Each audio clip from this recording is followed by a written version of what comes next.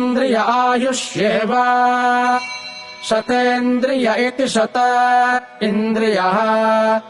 आयुष्येवैवायुष्यायुष्येवेन्द्रिय इन्द्रिय एवायुष्यायुष्येवेन्द्रिये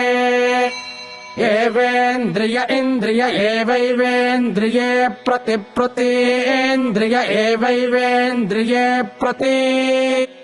इन्द्रिये प्रतिप्रतीन्द्रिय इन्द्रिये प्रतितिष्ठति तिष्ठति प्रतीन्द्रिय इन्द्रिये प्रतितिष्ठति प्रतितिष्ठति तिष्ठति प्रतिप्रतितिष्ठति